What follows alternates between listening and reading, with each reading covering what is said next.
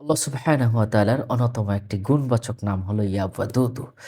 ইয়া ওয়াদুদু এই নামটা যদি অশান্ত, অবাধ্য কোনো ছেলেমেয়ের মাথায়, কপালে এভাবে ধরে যদি আপনি ৭ বার পড়তে পারেন, ইয়া ওয়াদুদ, ইয়া ওয়াদুদ, ইয়া ওয়াদুদ, ইয়া ওয়াদুদ, ইয়া ওয়াদুদ, ইয়া ওয়াদুদ এভাবে ৭ বার যদি আপনি পড়তে পারেন, পরে আপনি ফু দিবেন, সে আপনার বাধ্য হয়ে যাবে। অবাধ্য, অশান্ত যারা খুব বেশি দুষ্টুমি করে তাদের জন্য একটা সেরা একটা আমল হলো ইয়া ওয়াদুদু এই আমলটা। সম্মানিত দর্শক ও শ্রোতা, তাহলে ইয়া ওয়াদুদু এই নামের আমলটা আপনারা করতে পারেন। আপনি যদি কারো সাথে বন্ধুত্ব করতে চান বা দৃঢ় একটা সম্পর্ক রাখতে চান, তাহলে আপনি ইয়া ওয়াদুদু ৭৫ বার পড়বেন। যেকোনো খাবারে ফু দিবেন আর এটা খাওয়াবেন, তার সাথে আপনার দৃঢ় বন্ধুত্ব হয়ে যাবে। কতবার পড়বেন? ইয়া ওয়াদুদু, ইয়া ওয়াদুদু ৭৫ বার পড়বেন, যেকোনো খাবারে আপনি ফু দিবেন।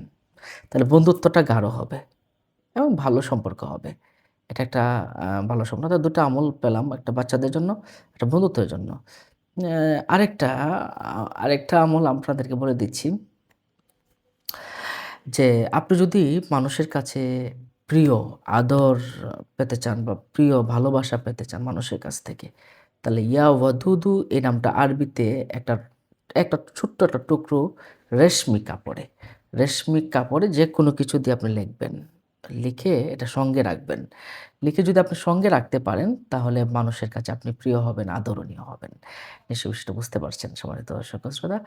এটা খুব পাওয়ারফুল একটা আমল, কারণ আল্লাহ পাক রব্বুল আলামিন নিজে বলেছেন, "ওয়ালিল্লাহিল আসমাউল হুসনা ফাদউহু বিহা।" আল্লাহর সুন্দর, সুন্দর নাম রয়েছে, তোমরা সেই নামসমূহে ডাকো। তো এই নামগুলো নিয়ে যদি আপনি আমল করতে পারেন, খুব দ্রুতই ফলাফল লাভ করা যায়। এই বিষয়গুলো কিন্তু আল্লাহর অলিগণ বলে গিয়েছেন। আল্লাহ পাক নিজেও তো বলেছেন, আপনারা জানেন। সম্মানিত দর্শক ও শ্রোতা, এই বিষয়গুলো অন্য মুমিন মুসলমানকে জানাতে শেয়ার করে দিন। আসসালামু আলাইকুম ওয়া রাহমাতুল্লাহি ওয়া বারাকাতুহু।